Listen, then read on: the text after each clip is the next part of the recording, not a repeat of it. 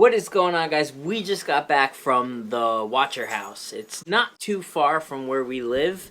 It's about 45 minutes South Jersey in Westfield, New Jersey, the original house is. I'll show it to you in a minute, but if you're wondering why it doesn't look anything like this house that you see online or on Netflix, is because it's a different house.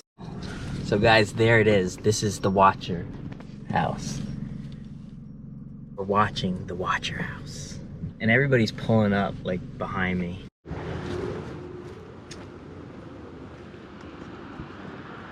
This car stopped here is definitely looking at the house. What? The car stopped there with the lights on is looking at the house.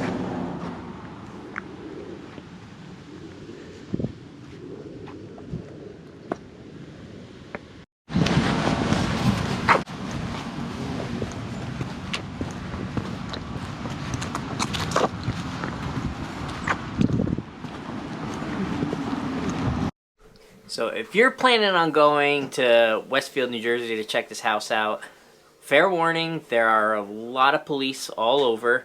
It's heavily guarded, the area. They have tape up. They don't want people to really stop there. And it's a very, very tight-knit community from what I was able to gather. We walked around a little bit. There was a lot of people stopping and checking the house out when we were there.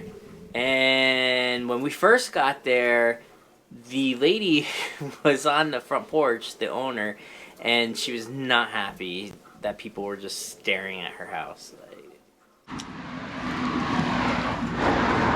one? Huh?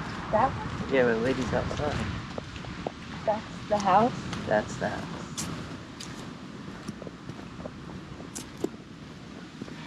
There it is.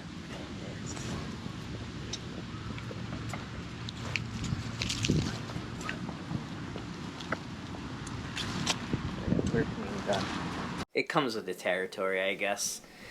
Then later on, we walk by again, and actually the guy that owns the house, he was outside talking to a neighbor, and they were just having a normal conversation about golf and his leg and whatever. But I was gonna say something, but I'm like, I might as well not. There's a lot of people around. And I'm sure they get it all the time. A little bit about the house. It was bought in around 2015, I believe. Might have been 14. Don't remember. Around that time period. It was actually bought for $1.3 million. And despite what Netflix shows and dramatizes, the actual owners never moved into the house. They were getting the letters while they were renovating. Yes, the neighbors were a little aggravated that they were renovating, and they have a committee board and everything, and they wanted to make sure that everything was nice. But a lot of it's dramatized in the story. Some of the neighbors are true, like the one with the Down syndrome, but how he got that way is fabricated. And then the other neighbors that would just sit out in the lawn chair, that was a story actually told by one of the renovators that was renovating the house. That, like, oh, one of the neighbors, they just sit there in the lawn chairs and they look at the house all day long. Probably watching the workers work. I think this is the neighbor's house. What? The neighbor's house. So it was purchased for $1.3 million by a couple with 3 little children. They lived in the town already with their parents. They still live in the town, actually. And they just sold the rights to the story to Netflix. They just asked that their name was changed. They were unable to sell it because of all the stories surrounding it, and it did open up and what was going on. Only one letter was sent to the previous owner. They never sold the house. They rented it out. The renter that rented it for years never got a letter. And then it was finally sold in 2019 for a loss of $400,000. They took a hit on it because of the biggest hurdle selling the house was the whole story surrounding it And the people moving in, they kind of knew what it was up for, that people were going to stop by and look at the house, and they were going to get stares and whatnot. And it's happening all over again because of Netflix. I was a little bit respectful when we filmed. I didn't sit there and record much. I didn't really want to talk to them either because I didn't want to... I want them to have their privacy. But I just want to show the house so people could kind of see the house and the surrounding town of what Westfield is kind of like.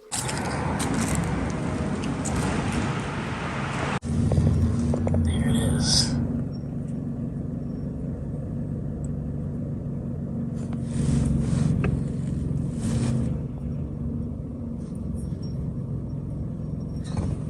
So in the story, one of the previous owners was a guy named John Graff.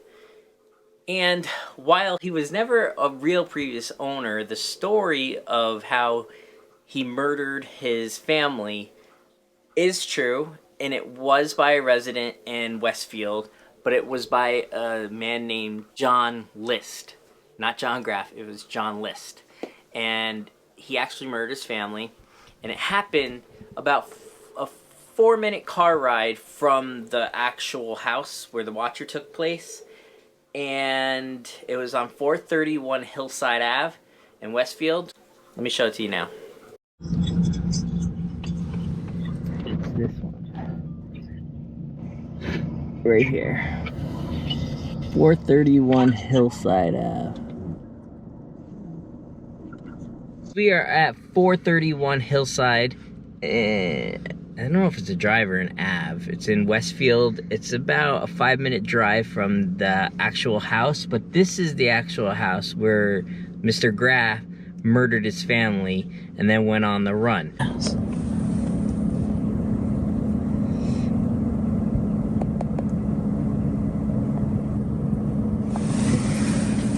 Not the actual house. It's the actual property.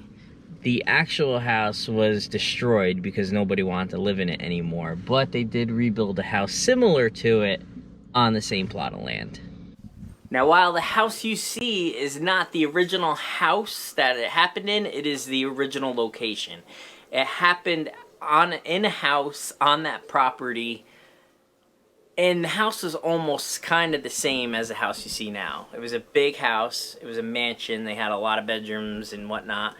From the story that I heard, the real story is the guy was going through financial trouble. He found church. He wanted to repel his sins. And also the financial struggle, I think, was what really made him do it the most. He killed his mother, his wife, and his 2 children. It was crazy, and the story goes that he actually did make himself a sandwich in between killing his family and the kids. Crazy. We checked out the surrounding area, the local post office. You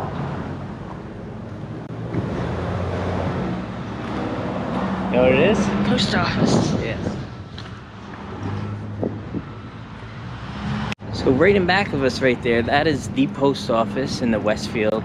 And it's about 5-minute walk from the house. It's very historic. The downtown area kind of looked like your typical downtown area with little shops here and there and restaurants on the side and little niche stores and whatnot. It was your basic kind of downtown area, which was about a 4-minute walk from the house, from the Watcher house. There's a park right by the church, and I believe there's so many churches in that surrounding area. There was 3 that you could turn in a circle and look at them all. There's churches all around here. There's a church there, and there. And then there's a nice park here. I have no idea which church it is. One of them was the church that John Graff or John List was actually referring to in this story.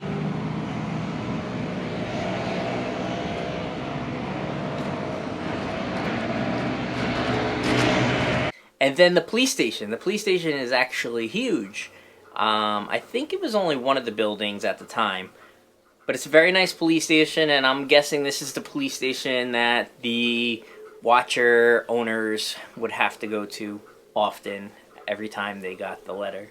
Nice little park here.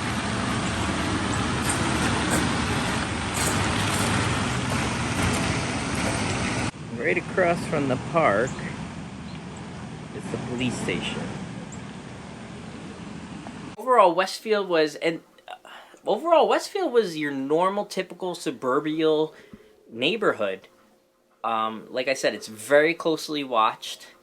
The protection presence was unreal, and I think it's because of the show, and they knew there was just police everywhere going up and down the roads. There was caution all around the house. They didn't want anybody trespassing. They had stanchions placed so you couldn't get in their driveway. Other than that, that's about it as far as the Watcher house goes. The house that they filmed in is not far from where I live either. It's in a town called Rye, One Worsting Lane in Rye, New York, New York, and that's a big house, and that house is worth about $4 million. Could be a little bit more, I think. Just figured you would like to kind of see where the actual Watcher took place. It's trending right now on Netflix. It's actually a very good show. It was done by the creators of American Horror Story and the Jeffrey Dahmer story. So I figured you guys would want to kind of see it, and I'm like, oh, I'm right around the corner from them. I might as well check it out. That's it. Hope you guys enjoyed. Any questions or whatnot, reach out to me. That's it. See you.